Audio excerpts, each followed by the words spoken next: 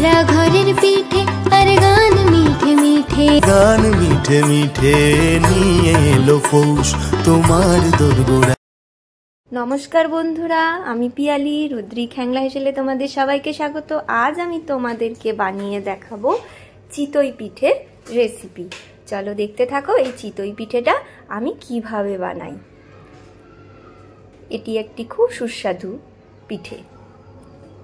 প্রথমেই দেখো আমি নিয়ে নিয়েছি এখানে আতপ চালের গুঁড়ো। এটা আমি বাজার থেকে কিনেই এনেছি।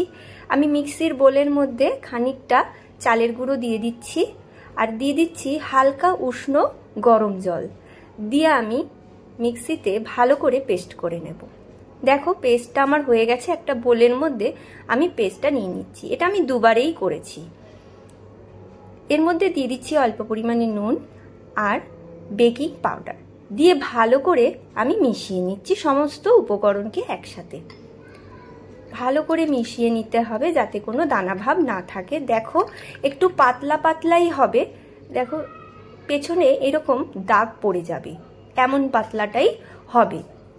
এবারে আমি এখানে একটা ইডলি মেকার নিয়ে নিয়েছি। হাই আঁচে ভালো করে গরম করে ওর মধ্যে তেল মাখিয়ে নিয়ে একে একে চিতই পিঠের ব্যাটারটা আমি দিয়ে দিচ্ছি।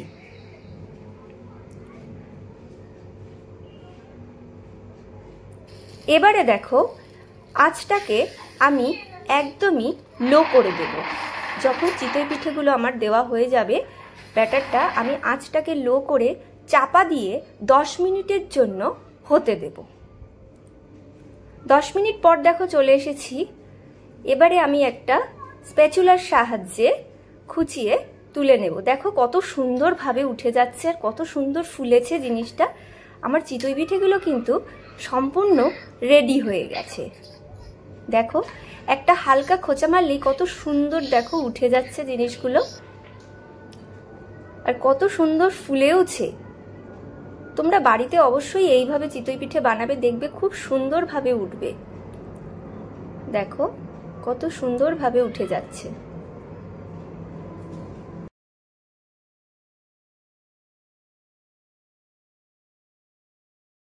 দেখো এটা হলো মিনি চিতল পিঠে। এটা কিন্তু তোমরা গুড় দিয়েও খেতে পারো। আমি এই মিনি চিতল পিঠেগুলোকে দুধ দিয়ে জাল দেব।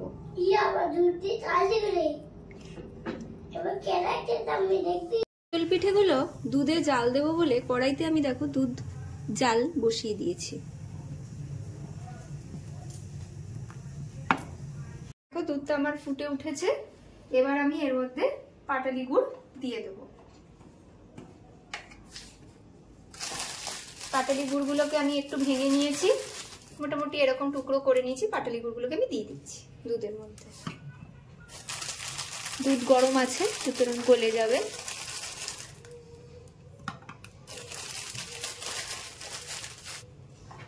হালকা নাড়িয়ে নিচ্ছি, নাড়াতে নাড়াতেই গুড়গুলো কিন্তু গলে যাবে।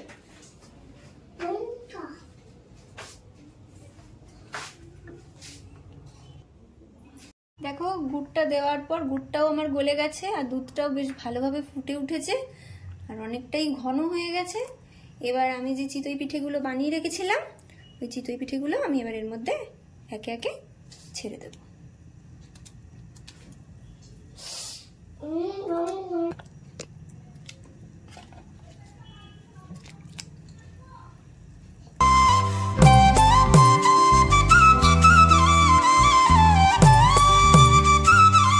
দেখো চিতই পিঠেগুলোকে আমার দুধে জাল দেওয়া হয়ে গেছে। এবার আমি এটাকে সারা রাত্রের জন্য এইভাবেই ভিজতে দেবো যাতে চিতই পিঠেগুলোর মধ্যে ভালোভাবে রস ঢুকে যায় আর এটা কিন্তু খেতেও কিন্তু খুবই সুস্বাদু লাগে।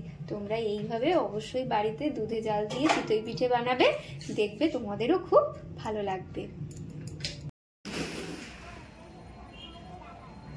দেখো পরের দিন সকালবেলা এসে গেছি।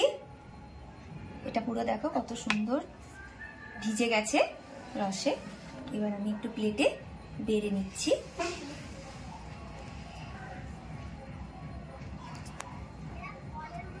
দেখো কত সুন্দর হয়েছে, প্রত্যেকটা রসে ভালো মতন করে ভিজে গেছে।